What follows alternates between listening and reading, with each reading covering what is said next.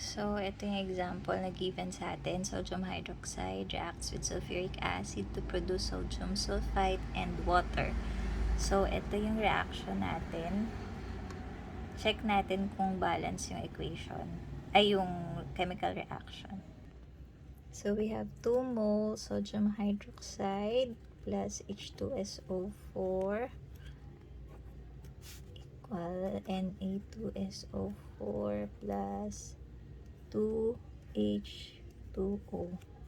Okay, so dito sa left side, yung mga reactants natin, meron tayong sodium, meron tayong oxygen, hydrogen, and sulfur. So, sa kabila, dapat ganun din. Meron tayong sodium, oxygen, hydrogen, and sulfur. So, ito yung makikita natin meron 2 moles. So, times 1 ng sodium. So, that is 2. And then, meron tayong transpose natin yan. So, meron tayong 2 oxygen dito sa NaOH. And then, meron tayong 4 oxygen. So, 2 plus 4 is 6. And then, meron tayong 2 na hydrogen dito sa NaOH plus another 2 sa H2SO4. So, meron tayong 4. And then, yung S natin, sulfur, meron tayong 1 lang. So, 1.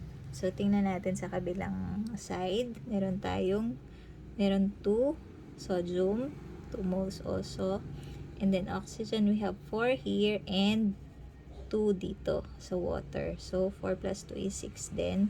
And then, for the hydrogen, we have 2 times 2 is 4. And then, sulfur, we have 1. So, kung titingnan natin, pareho yung moles ng reactant sa products natin ng mga existing na chemicals natin. So, we have 2 sodium, pareho, 6 oxygen, 4 hydrogen, and 1 sulfur. So, ibig sabihin, balance yung equation, chemical equation natin na 2NaOH plus H2SO4 is equal to Na2SO4 plus 2H2O. So, balance na siya.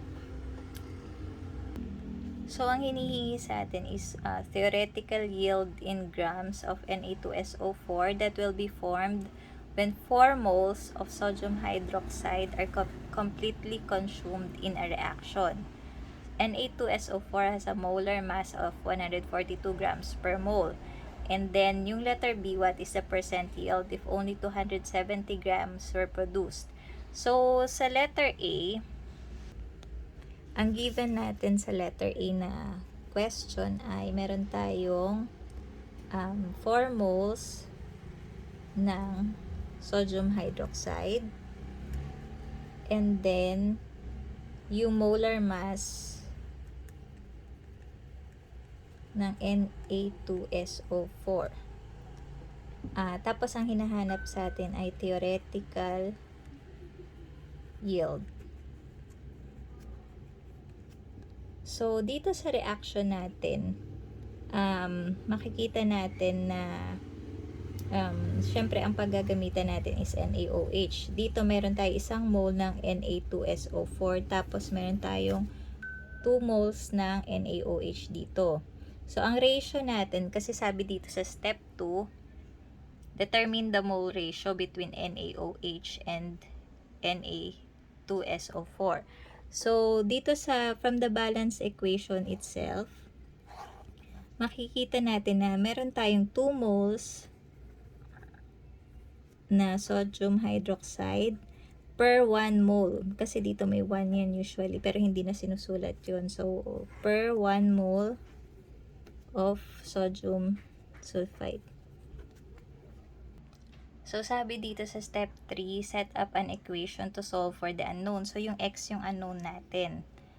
Sabi niya, amount of sodium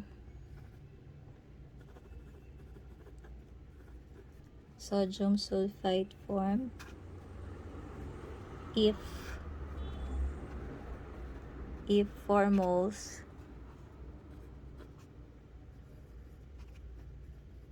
of NaOH was used. So, from C1V1 equals C2V2, alam natin na yung ratio pala natin, I'm sorry, ratio natin is 2:1. So, ganun din yung ano natin. Hindi lang natin alam kung ilan yung mapoproduce kapag 4 moles yung ginamit. So, from our ratio, dun sa balance chemical equation, 2 moles sodium hydroxide is equal per 1 mole sodium sulfite. Is equal to, if 4 moles of sodium hydroxide will be used, ilang moles naman ng sodium sulfite yung mafo-form. So, para makuha natin yung X, transpose natin siya dito.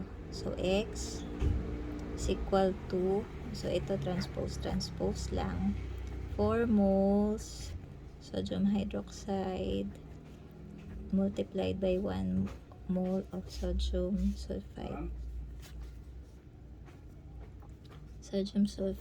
And then, syempre, para maiwan yung X dito, mapunta sa ilalim yung 2 moles of sodium hydroxide. So, mangyayari dito, makaka-cancel out yung moles of sodium hydroxide, and then 4 divided by 2 times 1 is 2 equals to 2 moles of sodium sulfite. So, yun ay answer natin sa X. Doon sa tanong na ilang moles ng sodium sulfite. So, meron tayong 2 moles. And then, para makuha natin yung mass niya, kasi in grams yung hinihingi. Sabi dito sa question natin is theoretical yield in grams. So, hindi pa pwede yung 2 moles na answer natin. So, para makuha natin yung grams, binigyan tayo ng given yung molar mass ng sodium sulfite na 142 grams per mole. So, ito yung gagamitin natin. So, meron tayong 2 moles of sodium sulfite. Ang hahanapin natin is yung grams niya.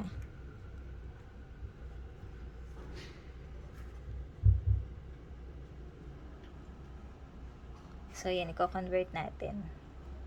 Yan yung given sa inyo. So, para makuha natin yung grams, 2 moles, multiply natin sa given natin na molar mass, which is, molar mass natin, 142 grams per mole kasi yan. So, yung mole, ilalagay natin sa ilalim. Grams per mole. So, makakancel out yung mole. So, para makuha natin yung grams yung matitira, equals 2 times 142, which is 284. So, cancel out. 284 grams yung matitira. 284 grams of sodium sulfite. So, yan na yung answer natin sa theoretical yield. Ito yung theoretical yield natin. So, tama dito. And then next, ang kukuhanin, that is the answer for A. And then for B, ang hahanapin natin is actual percent yield.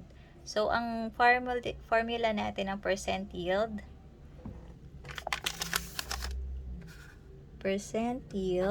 is equal to actual yield over theoretical. Siyempre, times 100. So, actual yield natin, ang sabi doon sa problem kanina ay, yung given sa atin ay 270 grams lang yung na-produce. So, 270 grams yung actual yield divided by 284 grams times 100. So 270 divided by 284 is equal to times 100. So, yung answer is, yan yung answer natin. 95.1. So, kung gagamit tayo ng significant figures, dahil tatlo yung significant figures na mga given natin, i-round off natin yung 95.07 sa 3 significant figures. So, 95.1%. Yun yung answer natin na percent yield.